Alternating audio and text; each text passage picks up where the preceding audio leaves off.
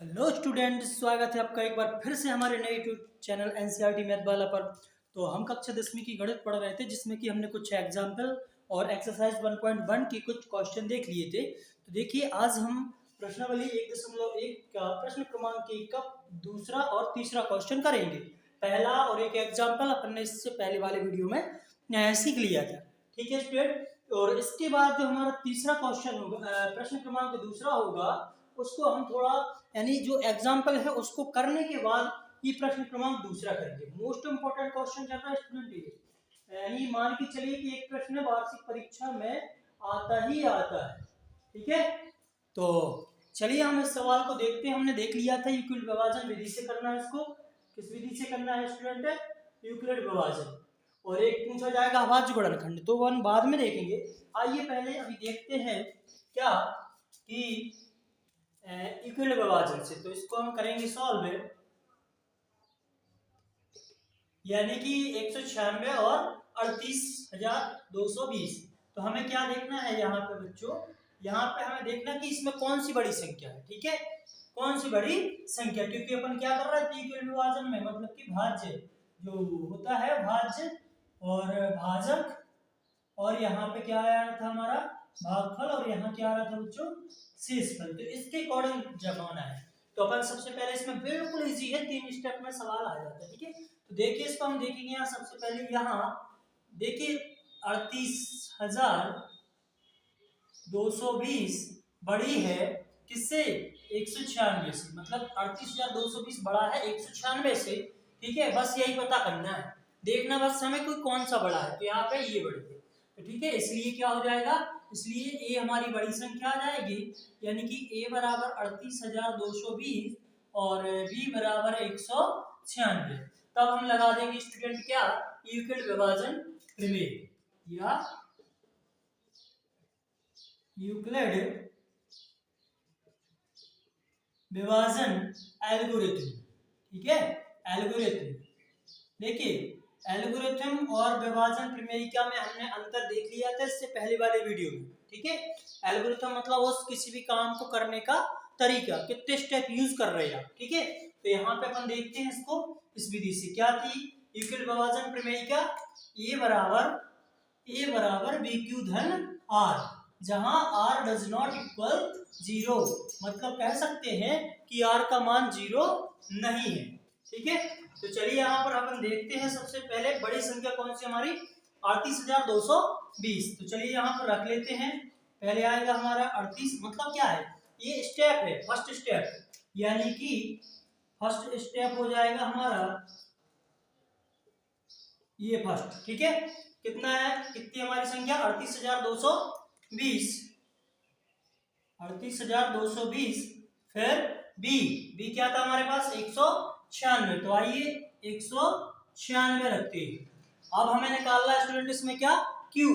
तो क्यू के निकालने के लिए मतलब क्या है हमें, देखिए ये हमारा भाज्य मतलब क्या था ए, और भाजक क्या था हमारा बी, और भागफल क्या था क्यू, और जो शेषफल रिमाइंडर बच रहा था वो क्या है आर। तो आइए इसको हम इस विधि से हल करते हैं, मतलब कि इसको भाग करना है। देखिए स्टूडेंट, ये जो भाग है और ये वाला भाग दोनों पेपर में करना है अनिवार्य। ठीक है, तो आइए हम पहले इसको सॉल्व करते हैं।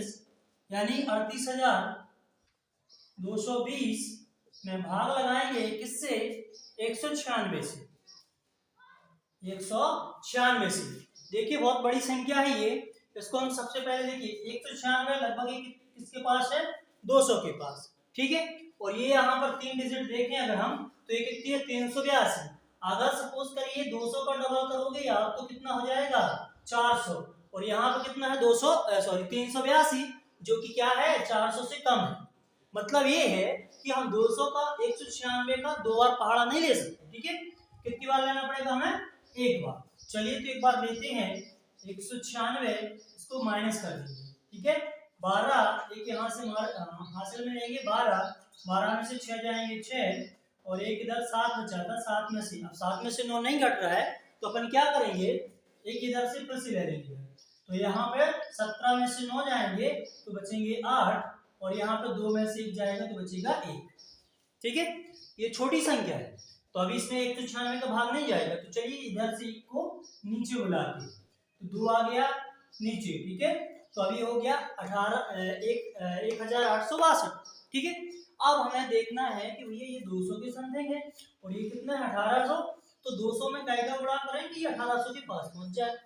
तो क्या हो गया 9 का, 9 दूनी 18, ठीक है। मतलब कि ये है कि हमें कितने बार लेना पड़ेगा 9 बार। आइए 9 बार करते हैं इसका, 9 से गुणा करेंगे हम 196 में, जो भी आंसर आएगा उसके नीचे फिर उसको माइनस कर देंगे।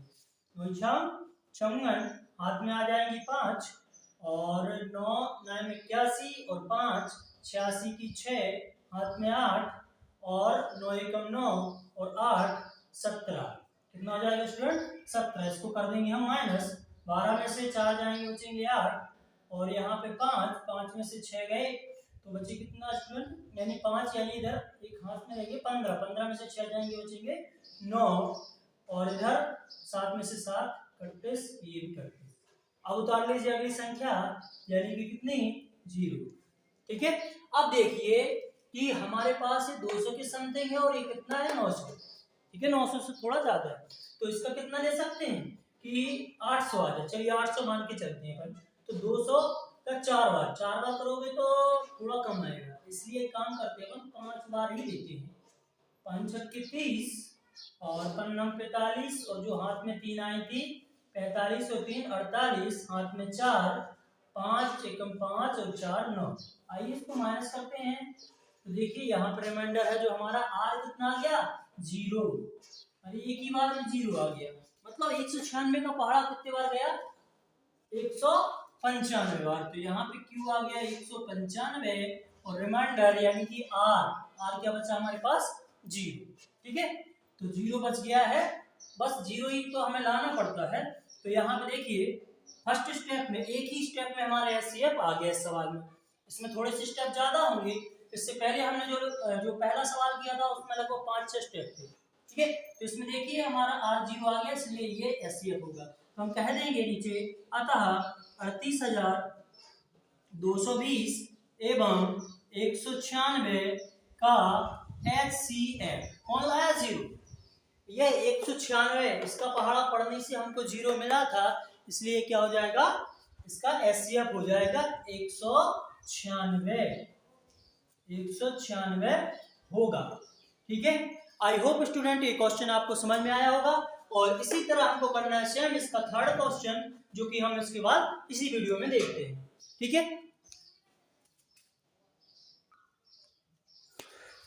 तो स्टूडेंट आइए अब हम देखते हैं इसका थर्ड क्वेश्चन, जो कि क्या कह रहा है 867 और 225 का एचसीएफ इक्वल विभाजन विधि से निकालिए। अरे वही विधि जो हमने अभी अभी यूज की है, चलिए तो इसको निकालते हैं। तो आपको पता होगा क्योंकि अपन 2-4 क्वेश्चन कर चुके हैं इसके। तो सबसे पहले हम क्या देखते हैं बच्चों, इसमें सबसे पहले हम देखते हैं कि इसमें ग्रेटर देन कौन है, मतलब बड़ा कौन सा है। तो सबसे पहले अपन यहाँ पे देख लेंगे कि यहाँ कौन सा बड़ा है 867 बड़ा है 225 से, क्या है 225 से, इसलिए हमारा ए हो जाएगी बड़ी संख्या, यानी ए हम उसको लेंगे जो बड़ा होगा। तो ये बराबर हो जाएगा हमारा 867, बी बराबर हो जाएगा 225, ठीक है बच्चों। तो अब हम लगा देते हैं इक्वल विभाजन प्रमेय का, क्योंकि प्रमेय का यूज करते हैं बट एल्गोरिथम लिखते हैं इसमें, ठीक है। आपको पेपर में भी लिखा आएगा इक्वल विभाजन एल्गोरिथम से हल कीजिए, ठीक है। और एल्गोरिथम और विभाजन प्रमेय का इसको बहुत ही बारीकी से हमने अंतर से देखा था इसको पहले वाले लेक्चर में। तो अगर आपने नहीं देखा है तो पहले जाइए आप उस लेक्चर को देख के आइए, ठीक है। आइए इसको सॉल्व करते हैं। सबसे पहले हम इधर लिख लेंगे क्या यूक्लिड विभाजन प्रमेय क्या नहीं लिखना, गलती मत कर देना। क्या लिखना है एल्गोरिथम। देखिए इसका अंतर भी देखा था हमने।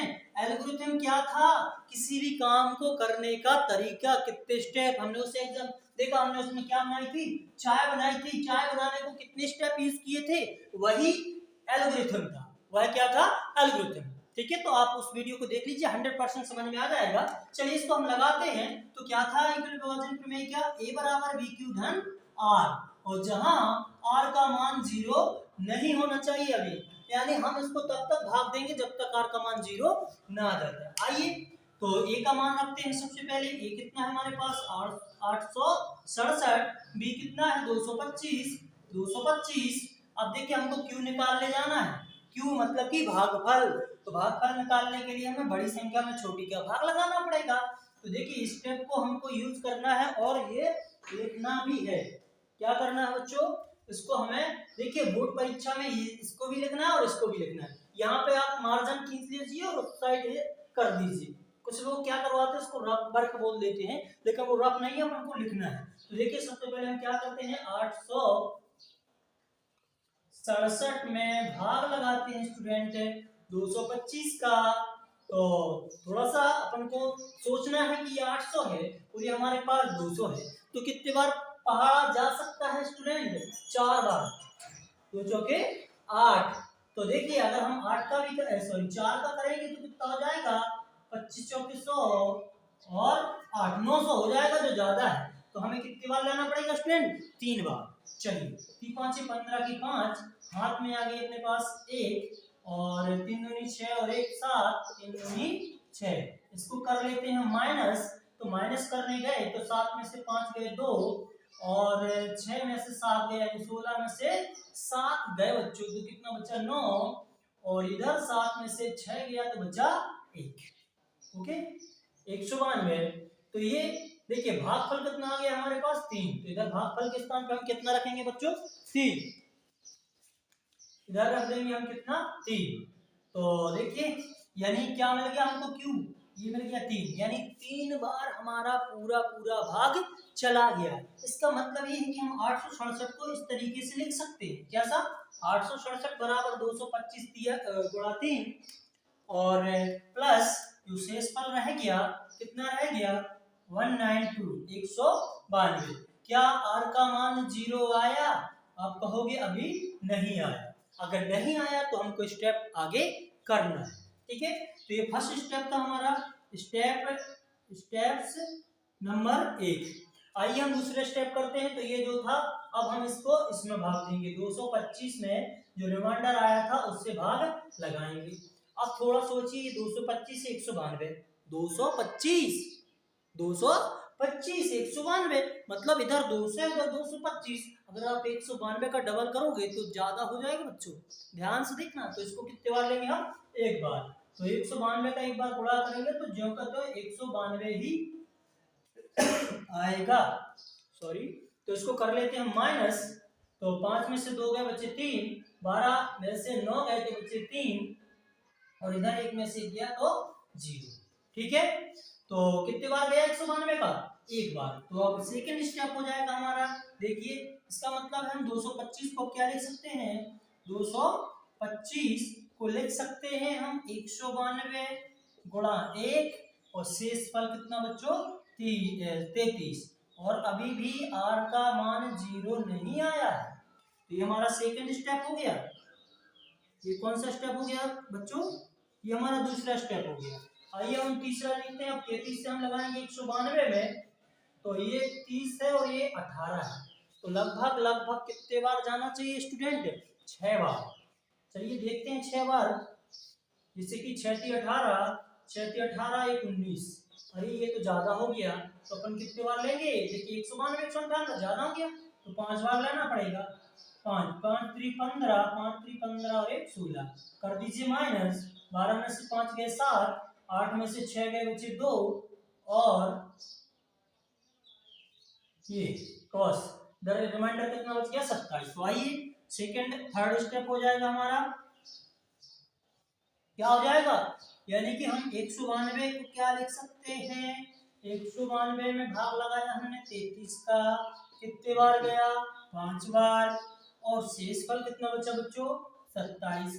क्या r का मान 0 आया, अरे आप कहोगे नहीं अभी तो ये 27 बता रहा, इसका मतलब है r का मान 0 नहीं आया। तो और करना पड़ेगा। अब हमको करना है 33 में कई का बच्चों 27 का। तो देखिए 33 27 एक बार जाएगा, इसको माइनस कर दीजिए, बचेंगे कितने स्टूडेंट, 6 बचेंगे। कितने बचेंगे 6। तो इसको यानी फोर्थ स्टेप में हम क्या लिख सकते हैं, 33 33 को लिखा 27 गुणा 1 जमा में कितना 6, मतलब शेष पर हमारा 6 बचा दिया। आर का मान अभी 0 नहीं आया, इसका मतलब है हमको और स्टेप लेना पड़ेगा, यानी कि 5वां स्टेप। तो आइए हम 5वां स्टेप देखते हैं, यानी कि 27 में अब हम भाग लगाएंगे 6 का, तो 6 चौके 24, ठीक है। तो यहाँ से हम 24 को कर लेते हैं माइनस, 7 में से 4 गए 3, तो ये 0, यानी कि अब हम लगाएं 1 मिनट। अब इसको पहले लिख लीजिए, फिफ्थ स्टेप को क्या लिखेंगे हम 27 को क्या लिखा हमने 6 गुणा 4 धन 1, 6 चौके 24 1 27। अभी आर का मान क्या नहीं हुआ बच्चों, 0 नहीं आया, इसका मतलब है हमको यहाँ पे 6वां पॉइंट लेना पड़ेगा। आई होप आपको दिख रहा होगा, अगर दिख नहीं रहा हो तो चलिए हम इधर लिख लेते हैं 5वां पॉइंट। 5वां पॉइंट क्या था हमारा स्टूडेंट, 5वां इधर देख लीजिए अगर वहां नहीं दिख रहा हो। 5वें में हमने क्या लिखा 27 को कितने बार लिखा था हमने, 27 को लिखा हमने, सॉरी 33 का था, 33 को लिखा हमने 27 गुणा 1 धन 6, आर का मान बराबर नहीं आया 0। ये तो हमारा फिफ्थ पॉइंट था। अब आइए हम 6 देखते हैं जो हमने अभी लगाया इधर, यानी कि 27 को हम क्या लिख सकते हैं बच्चों, 27 में हमको भाग लगाना 6 का, तो 6 गुणा कितना गया 4, और 6 पर कितना बचा स्टूडेंट, तो 3, कितना बचा 3। अभी आर का मान क्या नहीं आया, 0 नहीं आया, ठीक है। ये स्टेप हमको करते रहना जब तक 0 ना आ जाए। देखिए फिर से देखते हैं हम, क्या देखते हैं कि अब हमें जो 7वां पॉइंट होगा, हमें 6 में भाग लगाना है 3 का, यानी कि 6 भागे 3, तो 3 दूनी 6, ये गया 0, क्या गया आर 0 आ गया बच्चों। यानी कि जो हमारा 7वां पॉइंट था, 6 को हमने 6 को क्या लिखा 3 गुणित 2, और रिमाइंडर क्या बचा हमारा 0, यानी आर बराबर क्या आ गया बच्चों 0, क्या आ गया 0। यानी हम कह सकते हैं, क्या कह सकते हैं कि यहाँ आर बराबर 0,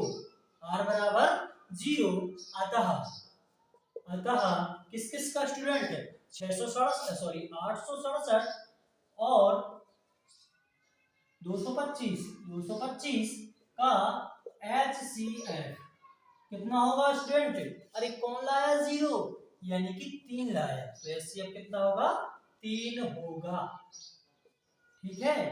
तो ये हमारे एक्सरसाइज 1.1 यानी 1.1 के प्रश्न क्रमांक 1 के तीनों सवाल कंप्लीट हुए। अब हम इसका देखेंगे प्रश्न क्रमांक दूसरा, लेकिन प्रश्न क्रमांक दूसरा देखने से पहले बच्चों हम देखेंगे उदाहरण नंबर 2 और 3। क्यों, क्योंकि वो बहुत ही महत्वपूर्ण है परीक्षा की दृष्टि से, और वो बार बार आता है पेपर।